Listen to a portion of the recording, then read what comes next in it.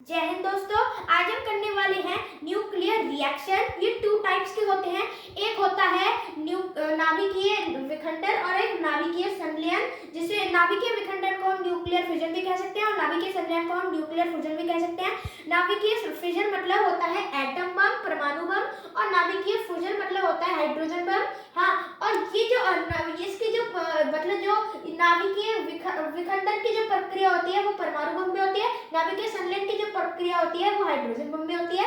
तो ये जो परमाणु बम होता है ये इसका बम ब्लास्ट कैसे होता है, जैसे कि जो यूरेनियम होता है, जैसे कि केमिस्ट्री में 92 नंबर में जो यूरेनियम आता है जिसका मास 235 है, उसमें हम जब न्यूट्रॉन को और मतलब उसमें ब्लास्ट करते हैं, हाँ बमबारी करते हैं, तो वो दो टाइप में बदल जाता है, एक क्रिप्टॉन और एक वो बेरियम। हाँ, और फिर इसमें एनर्जी निकलती है जिससे ये बन जाते हैं परमाणु बम। और हाइड्रोजन बम भी ऐसे सिंपल है, 1H1 plus 1H1 plus 1H1 plus 1H1 तो बन जाता है 2H4E, और ऐसे प्लस करके यहाँ पे बहुत सारी ऊष्मा, प्रकाश, लाइट, बहुत कुछ एनर्जी निकलती है जिससे ये परमाणु बम, हाइड्रोजन बम बन सकते हैं।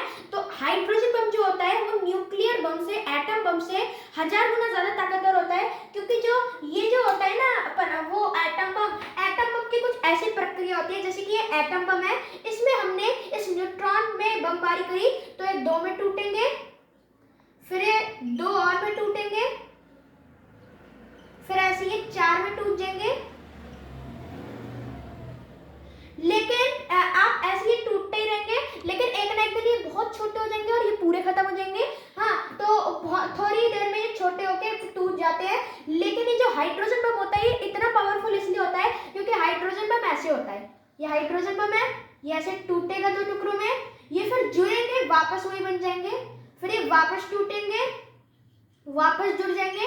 तो ये ऐसे बम ब्लास्ट होते ही रहते हैं। जैसे कि अपने सन को ही ले लीजिए, सन में नाभिकीय संलयन की प्रक्रिया होती है, इसलिए वो हमेशा 2 टुकड़ों में हमेशा वापस जुड़ जाते हैं, उसकी जो एनर्जी होती है, इसलिए वो ऐसे होता है। जैसे कि केमिस्ट्री में 30 तक एटॉमिक नंबर तो सबके आते हैं, hydrogen, helium, lithium, beryllium, boron, carbon, nitrogen, oxygen, fluorine, neon, sodium, magnesium, aluminium, silicon, phosphorus, sulphur, argon, potassium, calcium, scandium, titanium, vanadium, chromium, manganese, iron, nickel, cobalt, copper, zinc, ये 30 तक तो सबको आते हैं। और फिर ये जो 92 नंबर है और ये 56 है और ये 36 है, क्रिप्टॉन और बेरियम। हाँ, और ये अब मैं आपको ये बता दूं कि जो ये न्यूक्लियर बम है, न्यूक्लियर फ्यूजन है, ये होता है हाइड्रोजन बम में, और न्यूक्लियर फिजन है वो परमाणु बम में। ये जो यूरेनियम होता है ये बहुत ही ज्यादा स्पेशल होता है, क्योंकि ये दुनिया के सबसे ज्यादा कीमती पदार्थ में होते हैं, दुनिया की सबसे महंगी चीज है।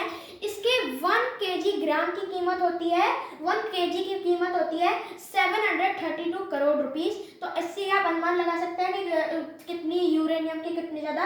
तो हम ये जान लें कि यूरेनियम सबसे ज्यादा किन कंट्री में है। हाँ, तो सबसे ज्यादा यूरेनियम है ऑस्ट्रेलिया में, सेकेंड नंबर में कजाकिस्तान में, थर्ड नंबर में रशिया में, फोर्थ नंबर में कनाडा में, और फिफ्थ नंबर में नाइजर में। ओके, तो इतना ही होता है। और यूरेनियम और न्यूट्रॉन मतलब न्यूट्रॉन